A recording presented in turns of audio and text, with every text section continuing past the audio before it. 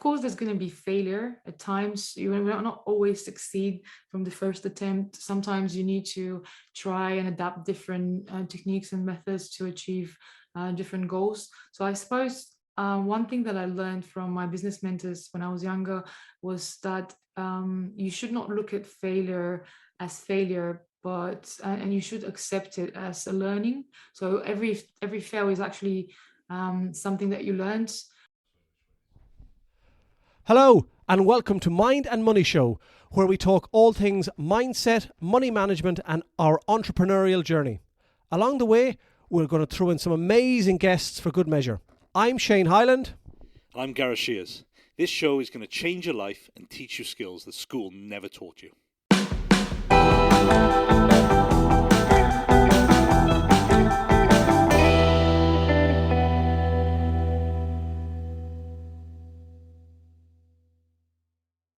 Hi, Dani. How are you? Hi, Welcome. Garrett. I'm very well, thank you. How are you? Yeah, we're good. We're good. Lovely to see you. Thank you for joining us this morning. Still the morning time, yes. Thank you for having me. Where are you? London, are you? Yes, I'm London-based. Oh, lovely, lovely. But not a I London miss that accent. place. No, not in the London accent. I was originally born in Bulgaria, moved to the UK about 13 years ago, I think, now. Wow. Yeah, that's good. Have you been in London for most of that time then? Yes, I've lived in London ever since. I initially moved to study. So I did my master's in London. I graduated at UCL with strategic project management. I did a master's there, and then I just stayed. It just made more sense to stay and try and apply my knowledge and build a career in London, just because of all the opportunities. And you're just in the middle of business, really. I mean, that's the best place if you want to build a career in business. Oh yeah, it's a great place, London, isn't it? It's there's so much going on. I miss going there actually. We were only talking about that the other day. That we need to get back out and about and kind of get back up to the big smoke, as we call it, which would be good. But yeah, I guess as we're kind of doing that, let's do your journey then. Tell us about your journey and where it all began. So when I initially moved here, I started working for a major franchisor, and I was heading their marketing and branding teams. And at the same time, I was studying and doing my master's. So it wasn't easy, but it was one of the best decisions I've made for myself, because that skyrocketed my career. By that time, I felt I was plateauing in terms of knowledge after graduating with and having my first degree. So it was quite nice to add more theory and having the practice in place together. It all made sense. It was a piece of the puzzle that was missing. I also ended up buying a franchise while I was studying, so that helped me pay the extortionate tuition fees that we're famous about in the UK. Well, long story short, after that, after a few years in franchise marketing client side, I decided to move, and I founded my business that is a franchise marketing agency called Franchise Fame. So we work with global franchise brands, and we help them grow in the digital space, find new partners that want to invest in, buy into their franchising model. And in this way, we enable a lot of people who are aspiring entrepreneurs and maybe not necessarily have followed up on that dream to quit their 9-to-5 and start their own business and be their own bosses. Amazing. Dani, can I pick up on one of the things that, were you working full-time as well as doing the masters, or was it full-time masters and working, or was it just masters? It was full-time work and full-time study. Wow. Okay. It was 2 years of no social life and no weekends. But I was going to say, how do you manage spinning those two plates? Because everyone, especially in the last 2 years, have found, the thing of being employed or having a job as stressful enough, but having to spin that plate of being employed and doing a really high level educational course as well. How did you manage that? I would say, well, resilience is a word that you've heard a lot on the podcast and you spoke about. I should probably thank my employers as well, because I had their support. So they were quite happy for me to go to school for one day of the working week and support me in that way. So they didn't pay physically for my tuition, but they did say you can work for 4 days a week, and one of the days You can go to school, and we're not going to decrease your salary or wage in any way, but because we see it as a long-term investment, and all the knowledge that you will gain from that is going to contribute directly to our business, we're happy to support you in this way, which I'm very grateful for. And it does not happen that often, but when someone sees the long-term, the long view and the big picture, it does help, because all the knowledge that I learned and got from the masters, I did apply in the business, and it helped them. So it was a great investment from their end as well. So that also took up, I presume, a lot of your evenings and probably a lot of your weekends, which potentially would that have impacted on your fondness for playing sports and stuff like that? How is that another thing that you had to try and balance? Yeah, of course. Well, there was literally no weekends or social lives or evenings, just because I would go home after a busy day at work and would need to work on an assignment that and a deadline was creeping in. So once, I suppose, you know why you're doing it, and you have that, again, the end goal in mind, that is your driver. I did have to make some personal sacrifices, but I knew that was temporary, and I knew that would enable me to get a better career or get a promotion. Or back then, it was back in 2015, before the pandemic, so life was very different back then. Everyone was out and about, so yeah, it was quite difficult, I would say. But once you know what you're aiming for and what you'd like to achieve, I think the sacrifices come naturally, and you're happy to give them up, as long as you know it's there's that goal and that vision in mind that you've got. Yeah, I think that's a good point. It's short-term pain for long-term gain, isn't it? Absolutely. And I think people forget that. You know, we're big advocates of, I guess, learning and education, and kind of, I guess, teaching ourselves skills outside our arena of what we do. But yeah, we did a lot during kind of lockdown, a lot of coursing, a lot of learning, and yeah, it's painful. And yeah, you know, we probably turned down a lot of work and didn't do as much work as we kind of could have during that time. But we knew it was a short term for the long-term gain of what we want to achieve and what we want to achieve for our clients and everybody. So yeah, and I think people need to understand that, don't they? To kind of don't get hung up on the fact that, yeah, I'm gonna have to can my social life a little bit for the next couple of years or 18 months, whatever it is. You've got all your life ahead of you as well. Yeah, absolutely. And it's a payoff, as you said it yourself. I do hold a passion for sports, and for me, it's very important, and it balances out, I think, in a sense where, because of the dynamics of and the line of work that I'm in, that can be very stressful and can be long hours, I need something to vent out. And sports is that passion that enables me to empty my head after a stressful day. It's a de-stressor. And after a workout, usually I would go and have a workout at the gym, just in my lunch break. So it breaks my day quite neatly. So if we're doing urgent things in the agency in the morning and putting out fires, you would go and have a workout that helps you relax and just clears your brain. And then I would focus on more strategic planning in the afternoon, and I'll be well rested, because I've released that negative energy or stress at the gym. I love that idea. The one thing I took from earlier on is the next time there is a massive lockdown. So the best time to do a master's in London was probably started in February, March 2020, when everything else is locked down and you can do nothing but just get the books out and just hit it hard.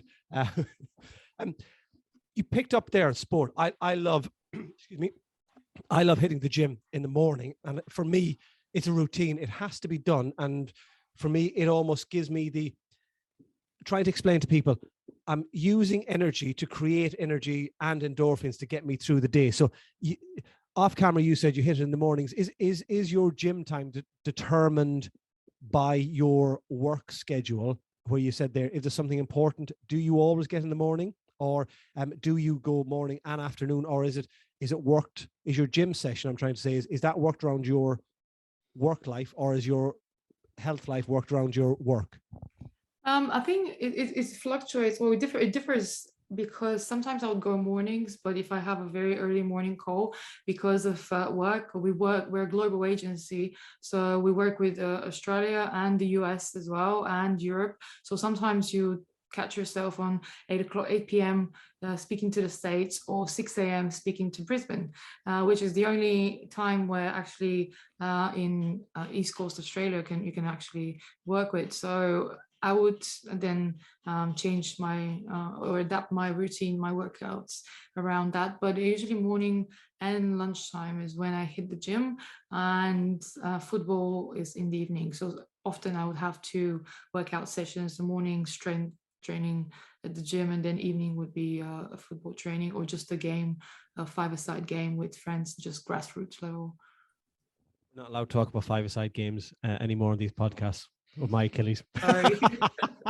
Yeah, that's like 2 years old now. We're not gonna dig that one back up. So I guess exercise is a non-negotiable then. Absolutely. It's as I explain it, similarly to my friends, I tell them that I needed to get going. I need this to be able to function, and sports and work life are in such a balance that if you take one out, the other one wouldn't necessarily work. I mean, if it takes sport out, I wouldn't be as productive or as efficient at work, just because it's, as you said yourself, it creates, well, you spend energy to create energy, and one is obviously physical energy, and the other one is well, I think mental health also is influenced by sports in that respect. Absolutely.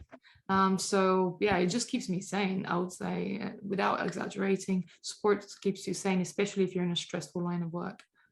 It's almost as a symbiotic that one coexists with the other, and work is more productive as a result of increased physical activities, plus mental health can be either reduced or eliminated as a result of physical exercise, which has an impact on physical health as well as mental health and work related. So everything is joined up, and it's getting that balance right.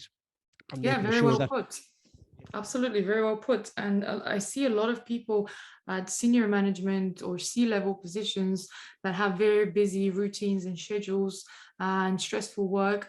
They find their ways to de-stress. Very often people drink. I mean, just a single drink, it might be one odd drink at the end of the day, just a pint at the pub, but it just helps with stress. I choose to work out. That's my way, and it's better and it's healthier, and it does help me just stay on track and be focused. Yeah, and I think that using the kind of drink analogy there is that's a dangerous one, because you can get obsessed with fitness, and okay, you take yourself to another level, but you don't want to get obsessed with the drink, because that takes you to a totally different level, doesn't it? Because you see it, I've heard of it, and I know people who do it. They'll go at lunchtime and have a couple of drinks just to kind of get themselves set up for the afternoon. I'd be no good if I did that. At the end of the day, I'd have to have a lie down, I think. But yeah, it's a dangerous cycle to get into, using drink to kind of de-stress, isn't it? Yeah, absolutely. And it's almost like we live in a society, even here in the UK, it's almost like it's a social must. It's socially accepted to drink, but it's a bit odd if you don't drink. Absolutely. So yeah, I've had questions because I gave up alcohol in April last year, so almost 10 months now. And it just served as a barrier to achieving my fitness goals.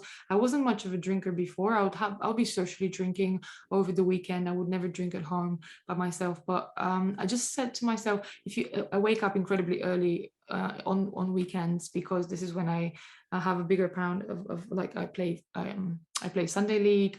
We've got matches. I've got commitments, and I try to be as productive with my spare time as possible. So waking up early on the weekend does not really go hand in hand with hangover or drinking the previous night. So I just said to myself, let's try it out. It's not a big deal. It's a commitment that I'd like to, just committed to your fitness goals and achieving certain targets that you've put for yourself. And if that serves as a barrier, there's no point in making 2 steps progress and 1 step back, sort of thing. And I've been feeling my greatest ever since, to be honest. Yeah, I get that. I've toyed with that idea now, because I think we mentioned off camera, I did a long stint of kind of not having a kind of drink. I don't drink at home anyway. I'm a social drinker. I do like to kind of go out for like sport and things like that and catch up with friends and kind of have a drink. But, you know, I haven't had a drink since I think the 17th of December now, which is a fair old stint for most people. I know a lot of people do dry January, but it's watch this space for me. I think I might head that way. He laughs at me, but I get it. It's kind of like it does cloud your judgment, and the anxiety drinking the day after gives you is I don't miss stuff like that. Danny, can I pick on that? Has anything changed in your life? And by that, I'm trying to put into words the fact that you have said, I've decided to give up drink, even as a social thing. Did it impact on friend circles, what you did in going out? And if it did or didn't, we know it has more of a positive impact on your sporting side now, which is all good. But did you have to have time to think of it? Did circles of friends not evaporate or go or spend less time with them because it was around the drinking culture? Because as we chatted off air, back in Ireland, it was very much for many years built around a drinking culture, and it's slowly starting to change. So has the circle of friends, when you decide to slow down drinking or give up, has that changed the dynamics of friendships or anything in any way? It did a little bit. Obviously, your best friends or your closest will always be there to support you. So I do have a very small circle of close friends that would always support me through that initiative. And some of them don't drink at all or drink very occasionally. So it was a natural thing. For the wider part of my acquaintances and friends, that did change a little bit, because it was all around socially meeting in a pub and having a few drinks. So I had weird questions. I had questions like, are you in the AA, or are you sick? You must be sick, or there's no other reason to give up alcohol. And it just makes you think, how is society conditioned to drinking, how widely accepted that is, and almost if you don't do it, there's something wrong with you, or you must have an illness, or you must have an issue with alcohol. So naturally, but that's changing. Yeah, sorry, but I hope it's changing. But naturally, I did stop seeing certain people or certain circles of friends.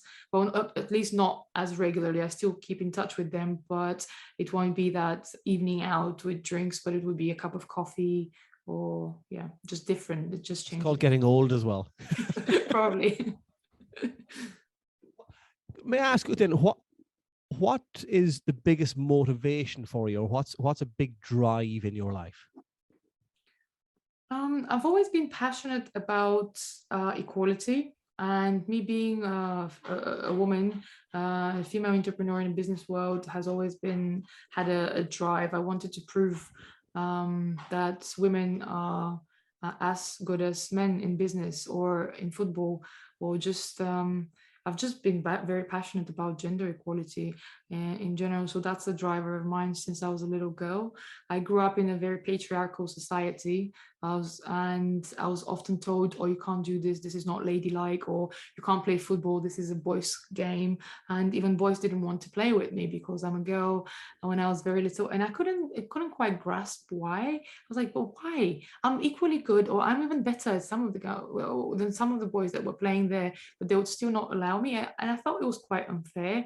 And then later on at school or at uni or at work, you kind of see these, some people that make comments, and they'll be like, okay, but that's not very ladylike, or what would you, or just things like that. And I was like, actually, I can do whatever I want to with my life, and I can be whoever I want to. So that has always been a driver of mine, just to be a successful woman, and just inspire other younger women that they can have a career in business, or they can be a sports person in any sport. So we usually ask a question about mental toughness or mental resilience, and how people cope with being entrepreneurs, how they cope with the outside world and put on a brave face when pardon my French, they're having a shit day. But it seems from a very early age with you, you all almost had to be really mentally tough to try and push the boundaries of equality, from not just from being an entrepreneur, but from being even younger than a teenager. How did you cope from that young of an age with dealing with the bad days that may initially come with not being accepted on a football team, to even the bad days in work now? I suppose if you love something and you enjoy it, you don't give up. I've always been very consistent in everything that I did. When I set a target for myself, I don't stop until I achieve it. Then I reward myself, and then I move on to the next goal or the next target. So I've always been quite consistent with everything that I do. Of course, there's going to be failure at times. You will not always succeed from the first attempt. Sometimes you need to try and adapt different techniques and methods to achieve different goals. So I suppose one thing that I learned from my business mentors when I was younger was that you should not look at failure as failure, but and you should accept it as a learning. So every fail is actually something that you learned, and you need to adapt or just stand up, dust off, and just continue and try something else. So if you don't focus on the failure or not being successful, but focus on the part that you've learned and you've got something out of it, and then you move on and try something else, you will at the end get to that final goal of yours. So I think just having a positive mind and not focusing on the negatives, but just being consistent and thinking about failure as learning and cracking on with it. Yeah, that's a big one. It's something we talk about a lot, and I'm a big fan of you control the controllables. You can only control what you can control in life. And I heard a good thing where someone said failure is feedback. Yeah. So you take from failure the good things, and the bad things go, well, actually, I'm not going to do that again. But actually, there were some good things that came out of this. But yeah, I'm a huge advocate of we can only control what we can control. And sometimes we all forget that. And, we can't control the weather. So, if you hate it, move to a warmer climate. Do you know what I mean? It's kind of, we can't control that. So it's a big thing for me. So yeah, I get that 100%. If you set a target, that's really interesting, all that you're chatting about. If you set a goal, a target, a plan to save £1,000 and you save £999, technically you have failed. But I suppose the way you're talking about it is I can review, adapt, and work out how I've done so well to get £999, and then next time hit that 1,000, because not every failure is a black and white failure. Absolutely, it depends on how you see it, and yeah, the glass is half full or half empty, up to you. But you've already done huge progress by saving 999. So and I'm the type of person that would probably not have lunch, but will save that extra pound to hit the target. You touched earlier, now we're talking about money, and it may not be money. You said, when I achieve things, I reward myself. Tell me more about what rewarding yourself means. So for me, it's very important that you don't always constantly grind, because, everyone talks about the grind. Yeah, that's fine. It's part of the process, but you need to pat yourself on the back a little bit once you achieve, and once this is over, to give yourself some sort of credit, appreciation, and a reward. It doesn't have to be something tangible or something materialistic. You could be, just tickets to the West End, or go for a nice dinner, or go for holidays, or anything really that you'd like, but you do want to dedicate certain moment or time, or something that you did for yourself. Could be a spa getaway or whatever, to say that actually I did this because I graduated that, or I hit that ambitious target, or I did this. Because otherwise it kind of removes the joy out of achievement. Why would you be doing this? And then for the next goal, you wouldn't be as motivated to hit that goal on time, or within scope or budget, or whatever, because there's no rewards, or there's no positive moment. It's almost like NFP, like neuro-linguistic programming, or almost like Pavlov's experiment with the dog, if you recall, where, you know, there has to be certain reward. This is how we function. I know it's a very basic example, but that's how we function. You only achieve, or you only give 100% or your best if you know that there's a prize at the end of it. Is it the case that the reward is not only a reward for the previous achievement, but when something is hard, be it work related or if you use a sporting context, trying to lift that extra weight in the gym or trying to run that distance harder, in your mind, you can almost try and raise to that next level by saying, do you remember how the reward felt last time? Well, if you do it again this time, you're going to reward yourself again. So it's that extra motivation or push to get you over the line.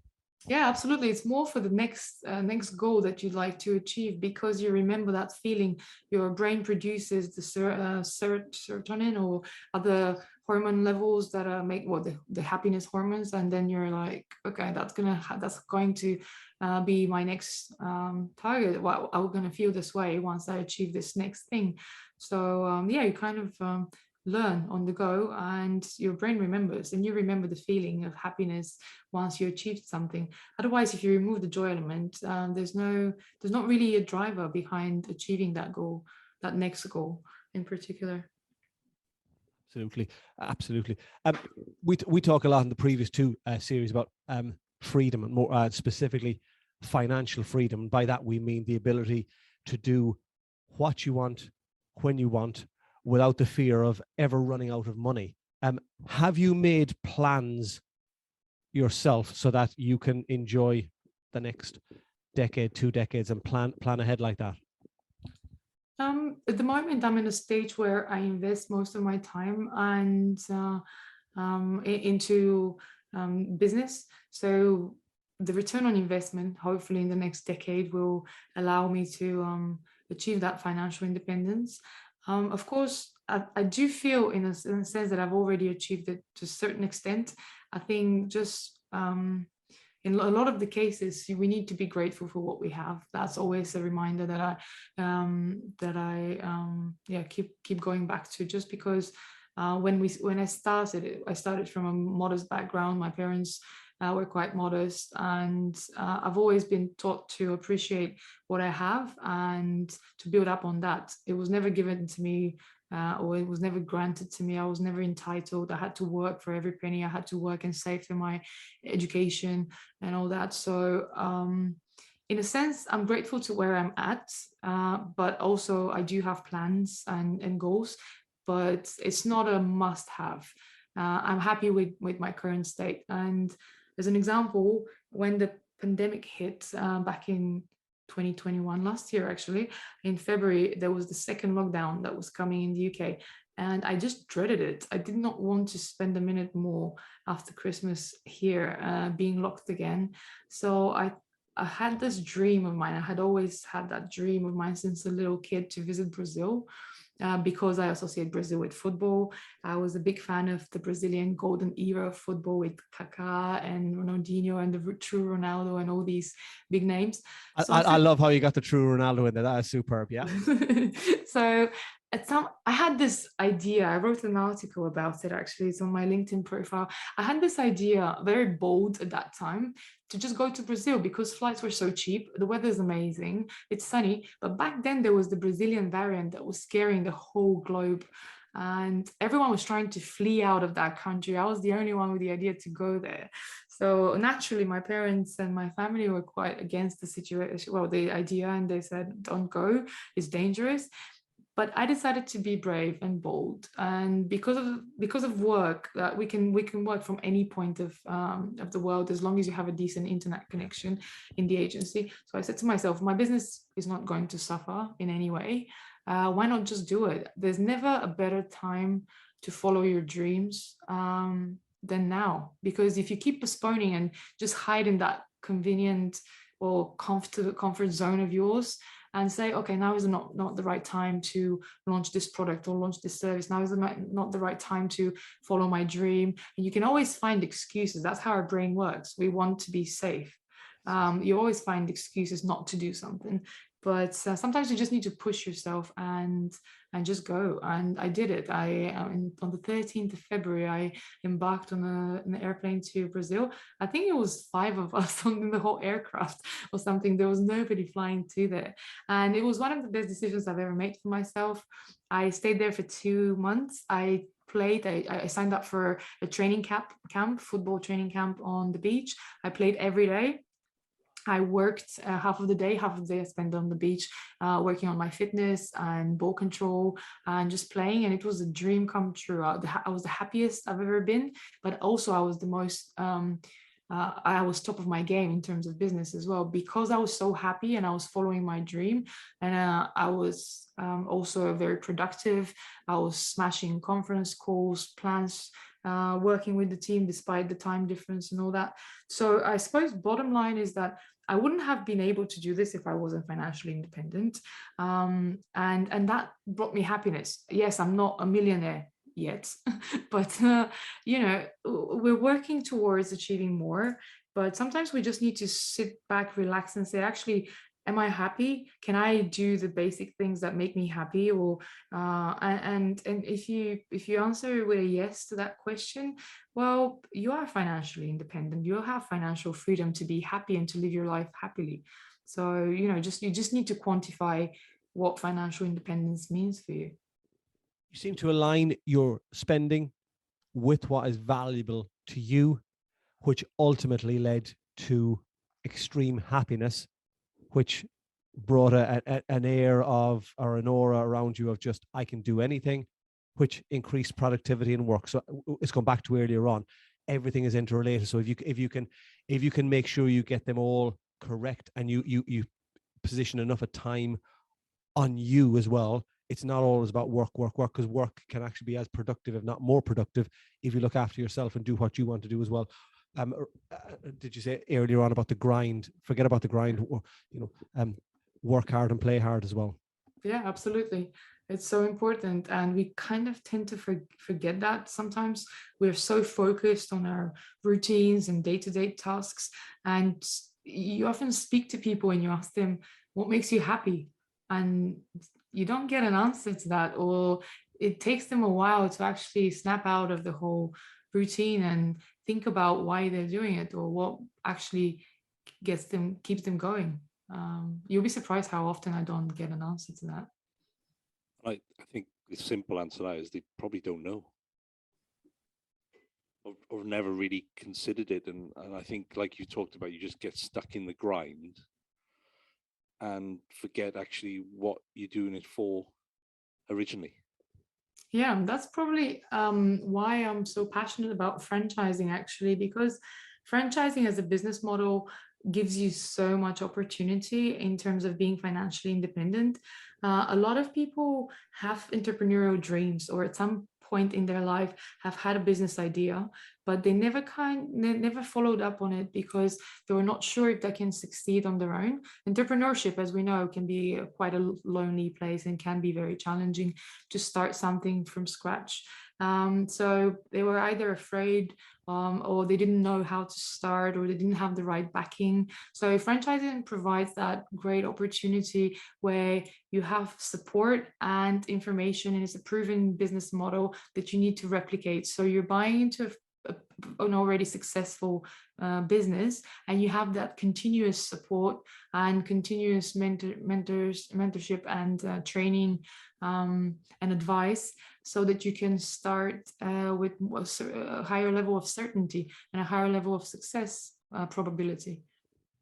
Yeah, I don't know a huge amount about the franchise model and everything, but I kind of get the concept of it, and I think it's great because it gives you that ability to become entrepreneurial by taking an element of the risk out of it, because I guess it gives you a process, procedures in place. So you can actually just concentrate on the actual skill you bring into it. Yeah, absolutely. It eliminates the risk, it mitigates risk, and it also teaches you, because if you're so far have only been an employee, you're probably good at something specific, but you don't necessarily have or possess all the qualities needed for sort of 360 operations of a business, whether that's finance, marketing, and all that. So once you get that support, and you've got the franchise manual, the operations manual, you've got the peer network is so valuable as well, because you are placed in an environment with other peers that have already been successful, and they probably had the same struggles or the same challenges at first. So you've got that network where you can ask questions and be supported. You also have the franchisor looking after you and telling you exactly what to expect when you're breaking even, what is done, how it's done the right way. So it kind of eases off a little bit of from the burden of being an entrepreneur on your own.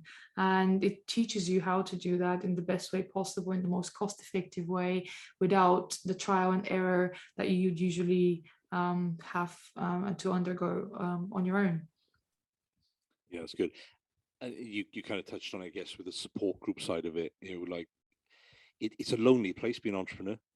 Absolutely. We speak to many. We've got a lot of them as clients because that's our kind of specialism. And we're quite lucky because we get to bounce ideas off each other within the business. But then we also have people who we go to also kind of have a kind of higher level chat about things, don't we? Because people outside what we do, because you become so kind of focused on what you do and you actually forget about actually business can be a lot more simple, and sometimes we overcomplicate it. But yeah, I think that, like you say, that having that support network is a huge thing. And some people forget about that because it is a lonely place. I saw somebody put something out on LinkedIn the other day. It was in the same kind of arena of us, and you can see he's obviously struggling because he is just a one-man band, and he doesn't have that support network around him. And when the chips are down, it's just you. And other people don't understand. Sometimes you can go home to your partner, but they don't understand where you kind of are when you're in that kind of hole. Yeah, it's stepping outside of your comfort zone. It's not the same as having a paycheck at the end of every month where you're an employee.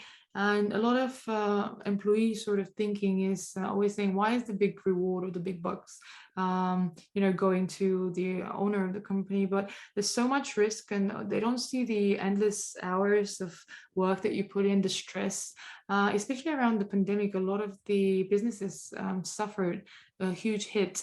And there was so much stress, and I'm talking more exactly the sleepless hours, the nights where some of the businesses that we work with lost over 70% of their revenue over a week. And at that time, it was turbulent time, unprecedented times. You don't know even if you're going to be in business in a couple of months. You start thinking about difficult decisions to make, and that level of stress, that level of worrying, and just lack of support, and the feeling of being alone at that moment is it's a dreadful place to be in, to be honest. Yeah, no, it is, and I think that's certainly been heightened over the last couple of years for people as well. But yeah, I think having that support network for me is huge, and that ability to kind of bounce ideas off, and I just that we've built processes in place, and we're still building them, because we want that ability within our business to be able to, when we bring people in, to go, well, there's the manual effectively for doing this. And that's effectively what franchising brings, doesn't it, really? Yeah, absolutely. And it's all about relationships. It's building relationships with your franchisee network or your partners. It's building relationships with vendors in your supply chain. It's building relationships with your end clients, thanks to whom you've got business and your reputation. And it's just a 360 relationship building. I'm particularly passionate about it because of the way it contributes to local communities as well. So it opens more jobs, creates more economic growth in that way, and decent work opportunities. And those are global UN goals as well. So franchising is just a brilliant model that on the one hand helps people achieve their entrepreneurial dreams, but on the other hand, it also supports local communities by creating more opportunities for them and giving equal opportunities to people, both whether they're like from the same different ethnic backgrounds, men or women. It just links very nicely to my passion, or my roots passion of equality and gender equality, because you can be an entrepreneur, a very successful entrepreneur, and you can come from anywhere, and your success probability is quite high up if you buy into a franchise. Yeah, exactly. So on the new season of this podcast, we've introduced effectively like quick fire question round. You don't have to be like really quick answers, but kind of we're going to go for these 3 questions now. So have a sip of water and we can fire away. So this is a double header, the first question actually. What's the best and worst advice you received around money growing up? Best advice came from my parents, because they made me work for every penny. If I wanted to buy anything, like a new pair of kicks, very expensive back in the days, that they couldn't afford anyway, but even if they could, I don't think they would have bought them for me. I remember my dad saying, I was 13, I remember him saying, you have to work, get a summer job so that you can buy yourself those kicks or those sneakers. And I didn't quite understand him back then, but it actually built a very solid foundation of appreciating every penny that you earn, and also hard work. And the worst advice, to be honest, I can't think of a poor advice that I've been given about money. That you should always want some more, I suppose. I mean, I think just sitting down and just being happy with what you have is very important. So I think the whole paper chasing thing is very easy to fall in that trap, looking at social media, looking at celebrities and all that. So just money is never enough sort of thing. I've heard it from friends, I've heard it from everyone around me, and it slips in the conversation. I think that's the worst advice, because as long as you're happy and you're financially independent, then you can do things that make you happy. I think that's enough. Exactly. Don't do things to make other people happy sometimes, isn't it? Mm. So next one, who do you look up to and who inspires you and why? Oh, and so someone living, or it doesn't? Whatever works best for you. So Maria Curie has always been a very big admiration, and she's the first woman that won the Nobel Prize. And without her inventions, we wouldn't be that advanced in terms of medical and just medicine and X-ray and all that. So, and she's given her life for that. So she's been a real passion and inspiration of mine, because of being the first woman that won a Nobel Prize. But also, I should say, footballers, and there's quite a few footballers and coaches that I look up to because of their resilience and because of their achievement. And it's not as easy as it looks on TV. You have to sacrifice a lot to achieve such greatness. This is where we could become very confrontational. Go on, give me a name of one, and I'll do thumbs up or thumbs down. Oh, my best football player, my top 3 of all time. So. Yeah, go on then. Well, I'm a Red Devil, so of course. Oh no! I look up to Sir Alex Ferguson and his achievements with the team, of course. But that is it comes natural. I would say one of the best players that I found is Ronaldinho. I really, really, really like Ronaldinho. It's a next level of footballer and an entertainer. He dances with the ball, and just in general, athletes, you can learn a lot from athletes, and you can kind of use that in business as well. Their motivations, their struggles, the sacrifices they make to achieve or win that prize or win that competition, and it's all down to them. And yeah, being an entrepreneur, you can have a big parallel compared to a sports person. You kind of have the same struggles, but the reward is there if you are committed and if you are resilient. Somebody sent me a picture yesterday. I'm just going to read it out now. Usain Bolt won 8 gold medals in 3 Olympics, and he only ran for less than 115 seconds on the track, earning $119 million. That's economy of effort. But for those 2 minutes, he trained for 20 years. Absolutely. you have to put in that 20 years or what, not of really hard work and dedication and sacrifice to achieve greatness. And that's something that really have always inspired me to try and achieve greatness in business the same way as in sports, as a sports person. Yeah, I think Steve Jobs coined a phrase of the 10-year overnight success, didn't he? Yeah, no, it does not happen overnight. No. There is a contradiction to that, but I won't go into that. Some of these YouTube stars who are about 8 years old and have managed to kind of earn millions and millions in about a year's time of being on YouTube, they do contradict the norm, though, with that. And you don't know how sustainable that is. For me, it's all about sustainability in the long run, rather than just something temporary and getting on the news and achieving fame is different. The long-term fame is important. Okay, last one. What's your superpower? Basically something that you're kind of ridiculously good at. Keepy ups. Keepy uppies. No, I'm joking. I'm ridiculously good at keepy uppies, but no, I would say the fact that I'm consistent and I don't give up. So my mom used to call me stubborn when I was younger. I really thought this is going to help at some point in my life, being stubborn and be a positive quality than actually a negative one. I don't think I'm stubborn. I think I'm just very consistent at what I do. And that is, even if I fail an X amount of times or learn X amount of times, and I would not give it up until I achieve what I've put my mind to. Keepy uppies now don't involve just your left foot and right foot. It has to be your knee and your head as well. Yes, absolutely. Chest, shoulder, the whole thing.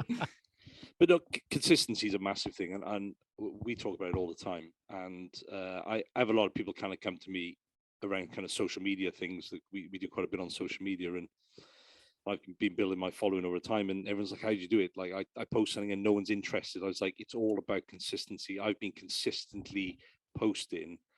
I don't think I've missed posting on Instagram for over 12 months now. I think I've posted every single day, and that's consistency.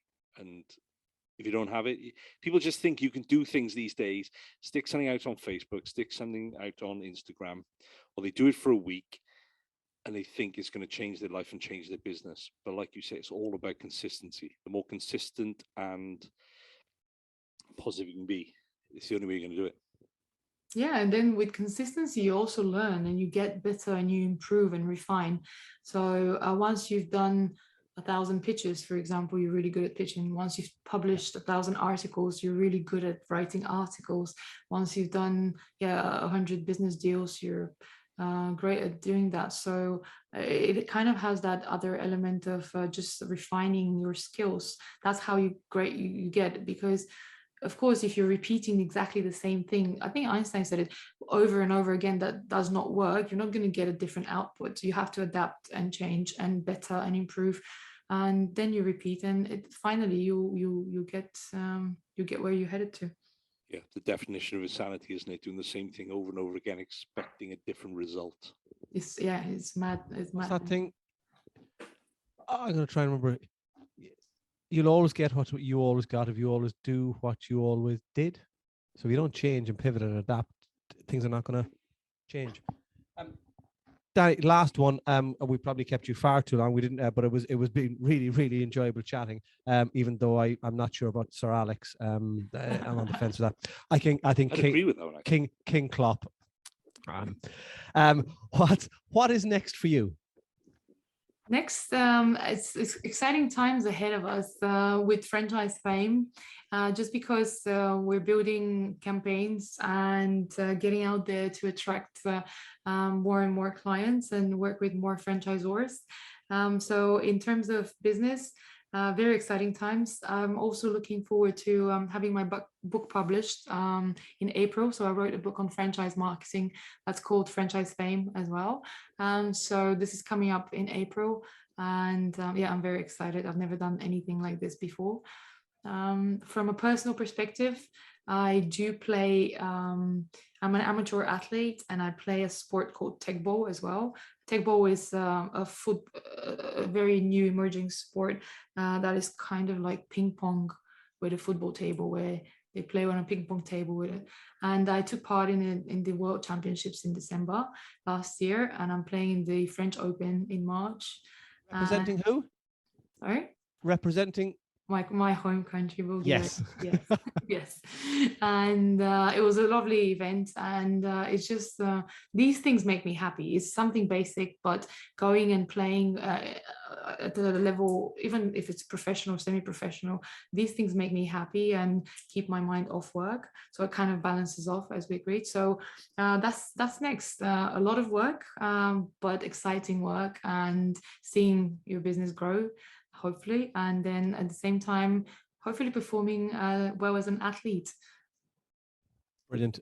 Amazing. Thanks, Dani. Thank you very much for coming on. We will keep an eye out for you in any World Championships, and we will put a date in the diary to basically remind everyone. Thanks for listening, and if you enjoyed this episode, then please subscribe and remember to follow us on social media for more content like this.